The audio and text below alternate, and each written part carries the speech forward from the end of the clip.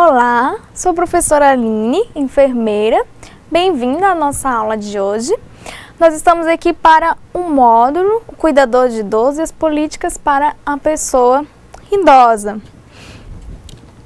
A velhice, ela não deve ser considerada uma doença. Por que eu digo que a velhice não deve ser considerada uma doença? Todos nós, com o passar dos anos, as nossas funções anatômicas, que é a estrutura do nosso corpo, seja interna ou externa, e a fisiologia, ou seja, as funções dos nossos órgãos, elas vão fazendo o quê? Vão se danificando, ou seja, elas vão diminuindo. Então, as funções do nosso corpo, elas vão ficando mais lentas. Isso faz parte da estrutura do envelhecimento. Então, todos nós temos um idoso na nossa casa, na nossa família ou na nossa própria residência. Então, a velhice ela não deve ser considerada uma doença. Não significa dizer que o fato de você envelhecer, você vai ficar inativo. Hoje, nós já temos muitos idosos que são bem ativos, idosos que acima dos 70 anos de idade ainda querem continuar no seu exercício de profissão. Então, ela não deve ser considerada uma doença velhice, sim uma parte natural do nosso corpo, da nossa vida. As leis brasileiras de proteção à pessoa idosa, elas reafirmam que é obrigação da família cuidar da pessoa idosa.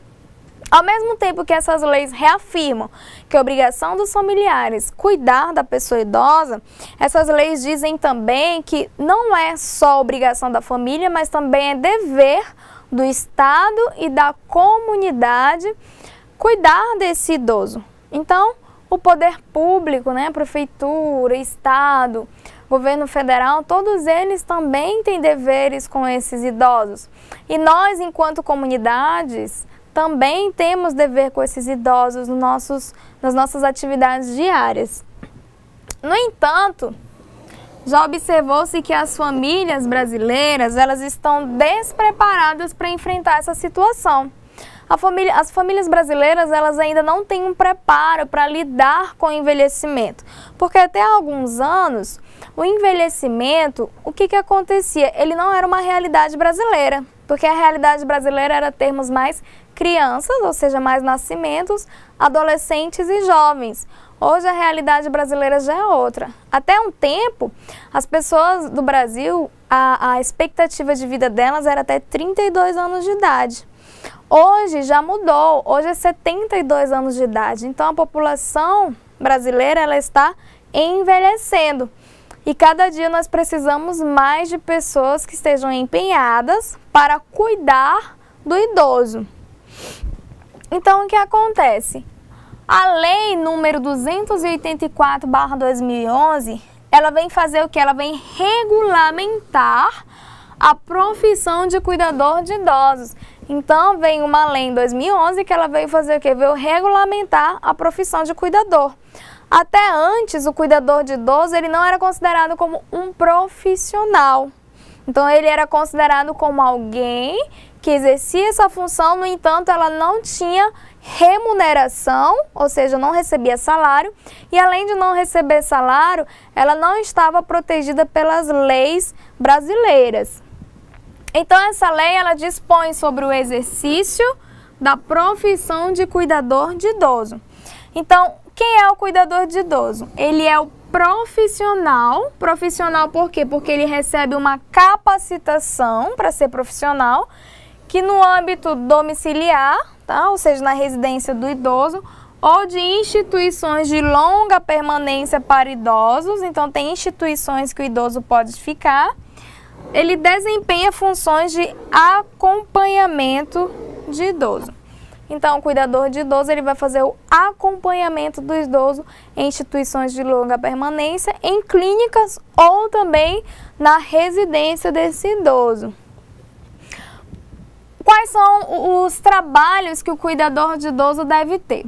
O cuidador de idoso ele deve prestar apoio emocional na convivência do idoso, ele deve auxiliar e acompanhar na realização de rotinas de higiene pessoal e ambiental e de nutrição. Então, o cuidador de idoso também ele vai auxiliar na rotina diária desse idoso. Outros cuidados que o cuidador tem é a saúde preventiva, ou seja, prevenir qualquer tipo de alteração, como quedas ou doenças nesse idoso.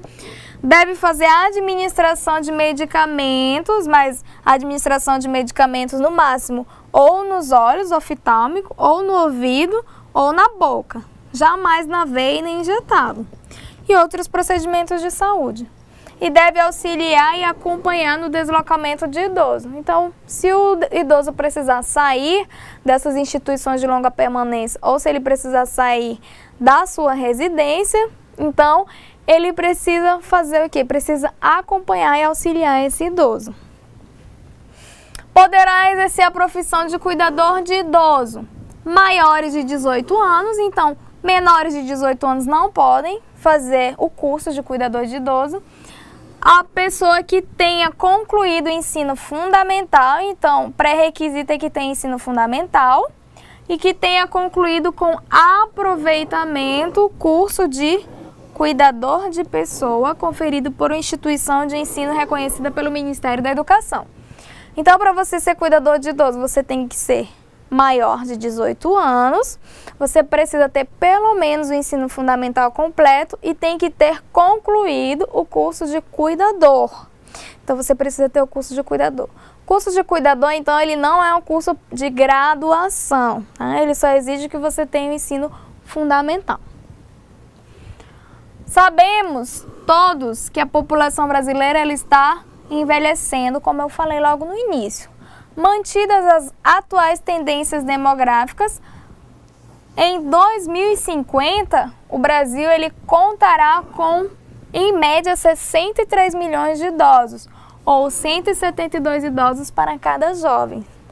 Então veja o quanto que nós teremos de idosos em 2050. Isso é só uma expectativa, né? Uma perspectiva que teremos para o futuro. Mas isso não significa dizer que nós teremos essa quantidade de idosos. Cresce exponencialmente a importância do trabalho do cuidador de idoso, praticamente desconhecida até poucos anos, mas cada vez mais passa a ter importância reconhecida. Então, o curso de cuidador de idoso até um tempo ele era desconhecido. Hoje não. Hoje muitas pessoas já estão procurando esse curso para trabalhar com esses idosos. A atividade de cuidador de idoso ela é classificada como ocupação pelo Ministério do Trabalho. Então, o Ministério do Trabalho já prevê que é ocupação. Permanecem submetidos às normas gerais comuns aos demais trabalhadores. Como não existe uma lei específica para o cuidador de idoso, então ele permanece regido pelas leis de trabalho gerais. O cuidador de idoso com vínculo empregatício ele é regido pela consolidação das leis do trabalho, pela CLT. Então, ele tem os mesmos direitos de remuneração e de férias e de folga como qualquer outro trabalhador. O cuidador que trabalha para uma pessoa jurídica, isso é, para um hospital ou clínica de longa permanência, ele terá um contrato de acordo com a CLT. Diferente daquele cuidador que trabalha em residência familiar, porque aí ele vai ser regido pela legislação de empregado doméstico. Então, por hoje é só. Eu aguardo você para a nossa próxima aula.